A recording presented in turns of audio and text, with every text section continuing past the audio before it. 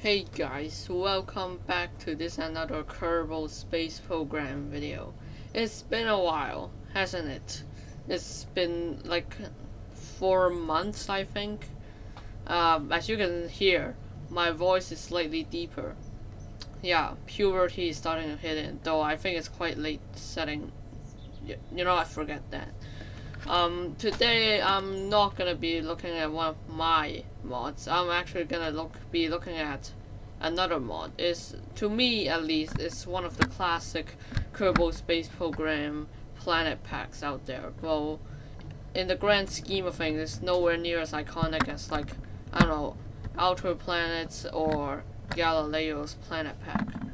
But that, but with that aside, let's jump into the mod.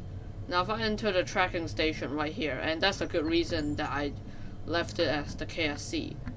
If I enter a tracking station, you can see there's a few different things that are weird. But let's go to the sun. So if I zoom out, the solar system, let's just say it looks a bit different from what it was. So this, if you haven't figured already, this is the New Horizons planet pack. It's actually one of the older planet packs. I think it was out in like 2015, 16, those kind of times. But yeah, to me, it's one of the most nostalgic ones because I used to watch this when I was young, like when I was just starting to make YouTube videos, which was like 4 or 5 years ago. So that's interesting, I guess. I mostly remember this when I was watching some not as popular KSP YouTubers playing this pack, and I'm gonna explain along the way because one of the defining features of this pack is it's actually a lot more difficult than a stock game. So yeah, so firstly the sun looks a bit different. It's a bit whiter. Because according to the mod, it's actually because the sun is now actually older than it was in the normal game. So I don't know why that is, but that's cool, I guess. The first planet out, as you can see, is very close to the sun. It is Ernest. Now, as you can see, it looks like a roasted meatball. I mean, you really have to be that when you're so close to the sun. Look at that. It's gigantic. And if you can see here, the next planet out is actually right there. I mean, there's two factors into this because A, the planet is quite close, and B, the next planet out is quite large. But yeah, Ernest here is pretty much HE double hockey sticks, so you don't want to go here. I mean, I saw a guy came here and he brought like a ton, no, 100 tons of radiators, and he can only stay on the surface for less than a day or whatever. And there needs to be cover for the Kerbal who goes EVA. So yeah, this is definitely a challenge planet. And it has more gravity than Tylo, so coupled with it being so extremely close to the sun, you're gonna have a bad time going here. But if you do go here, it is quite impressive if you can manage. Next planet out is Mo. It is a hot jewel, I guess, in this context. So yeah, it's quite close to the sun. Not as close as Ernest, but still quite close. Now, normally a hot gas giant should not have a moon, but in this case it does. And its moon is Moho. Now here's another common thing with the planet pack. So Moho is now demoted to being a moon, and that's a common theme throughout the planet pack. Many former stock planets has been demoted to a moon status. Which is another cool thing about this pack. So here it is, Moho. I also do have the Astronomer's visual pack installed, which gives Moho this dust effect, I guess. I don't know. how to describe it. So that's that. Next planet out is, we're taking quite a large jump. So next planet out is Saren. I actually went here a few months back. I didn't record a video. And here's the thing about this planet pack being harder than the stock game. You see, this planet, that's the third planet out from the sun, and it's not that close to the sun. This one, it takes quite a lot of delta V to get here. So this planet pack is deceptively hard, because right away you might think, oh, that's pretty easy. You just need to burn in through here, meet this orbit at the right transfer window. But no, that's because the closer planets, at least in the inner three, they're so close to the sun that you can't slow down on time, or it takes a lot of delta V to slow down.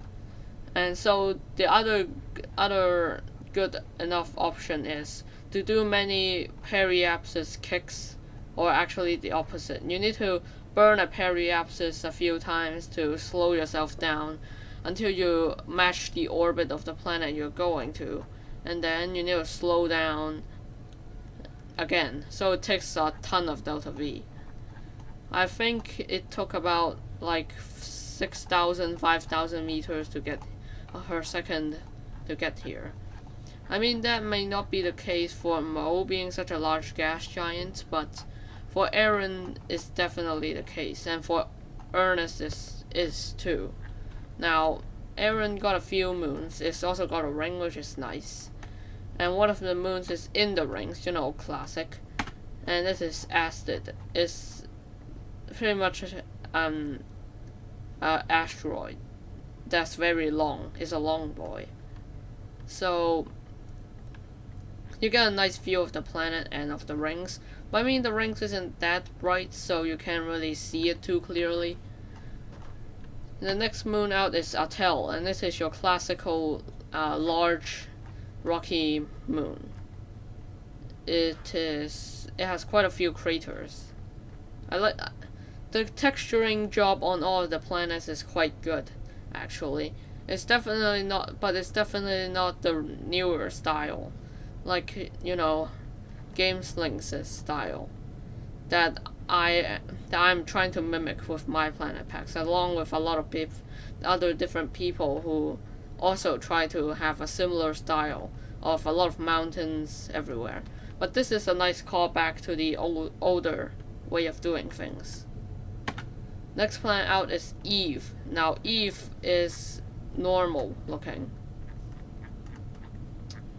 and it's just all alone over here, as it's lonesome. I mean, I think in the past it used to have a ring, but now it's just Eve. There's nothing else.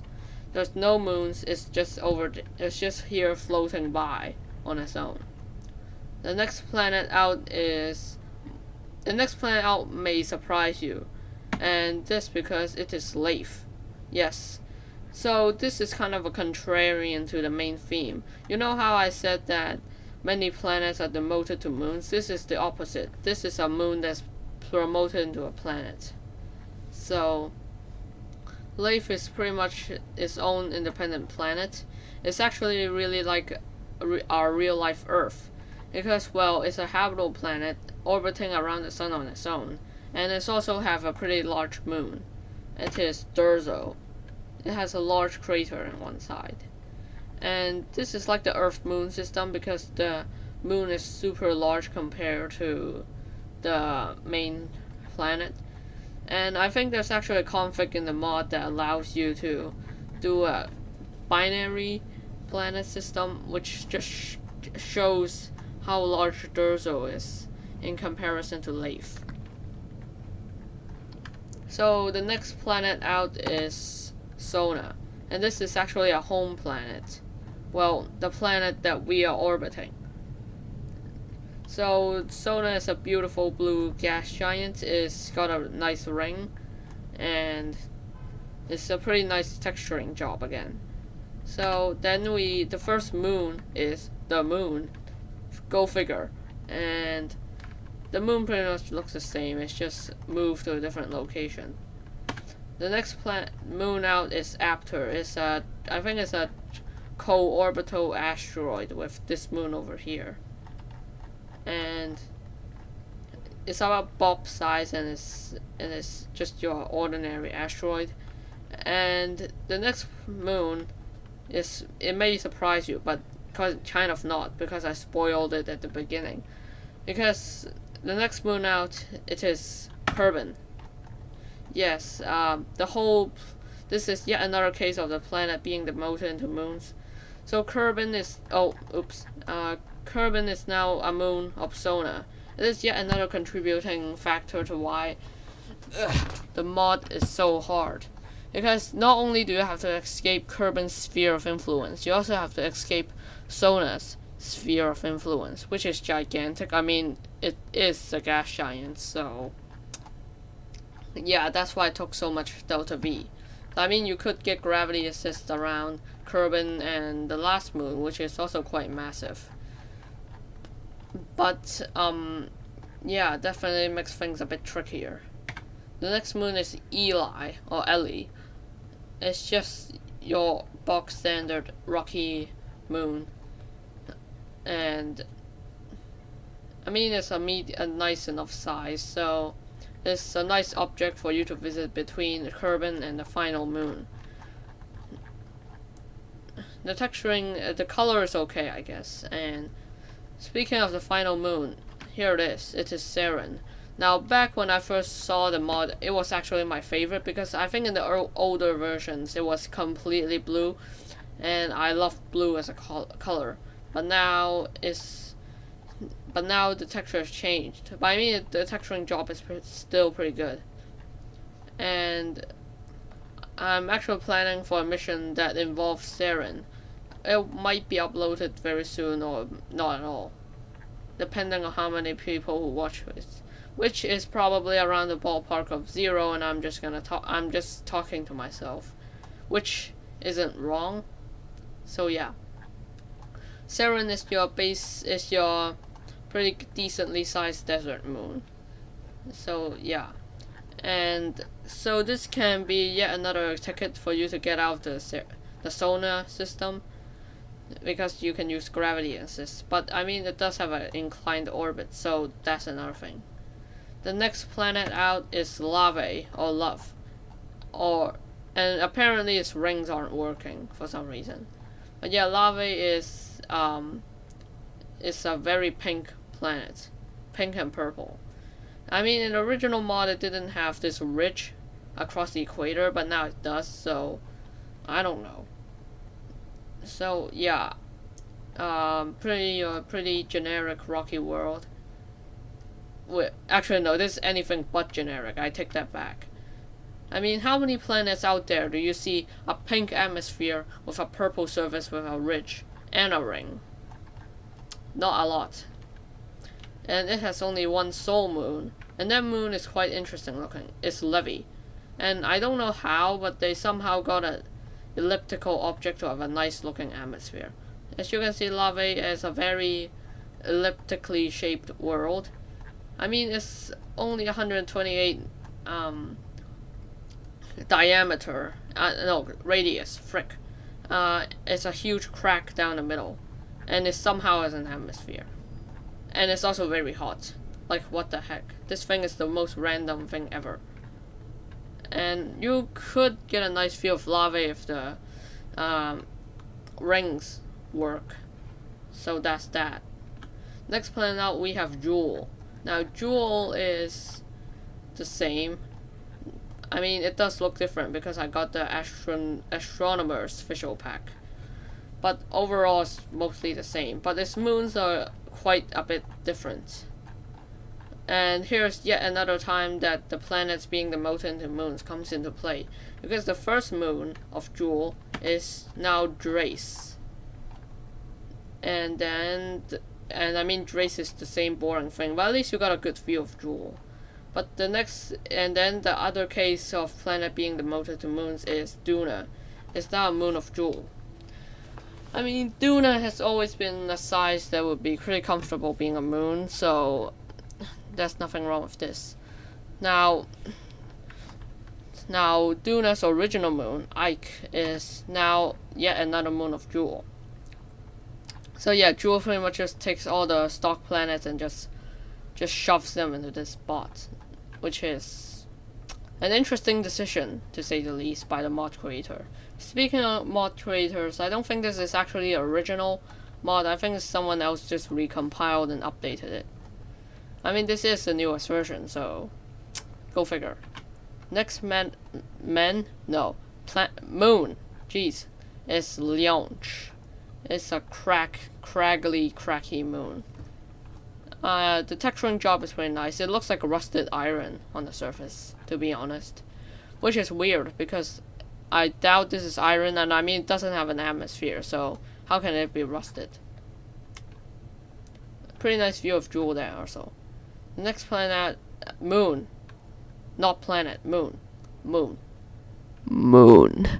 Is, Nolas, which is... It's hard to describe. I think it's supposed to be like Enceladus or Europa, but purple or pinkish. I don't know, it kind of looks like a candy to me.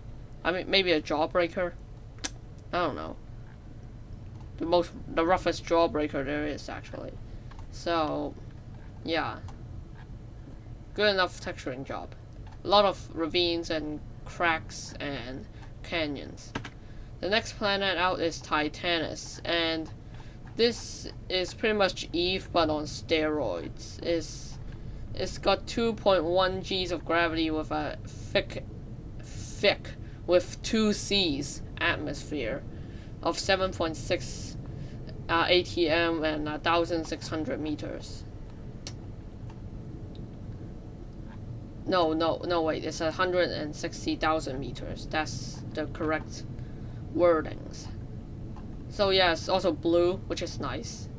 And it has an interesting assortment of moons. The first moon is Ital, which is pretty much just an ellipsoid. That's the correct term. It's pretty much a potato, very much. The next moon out, as you can see right there, it is Tylo. Now, Tylo in the original game is quite mighty, but I mean, next to the monster of a planet that is its parent object, yeah, it's kind of weak in comparison. I mean, it's just fitting, quite actually. So, yeah, I think it's quite fitting for Tylo, one of the hardest planets in the original game, to be next to one of the hardest planets now in this new modded version. So it's quite fitting. And there's the final moon, which is Ori. Not Oreo, just Ori. I don't know what it looks like. It kind of looks like a walnut, to be honest, but I don't know. The next planet out, which is Ilu. Ilu pretty much looks the same. I mean, I think the stock planets are unchanged, so I don't have to mention them. Ilu is now on a very circular orbit, though, as I zoom out.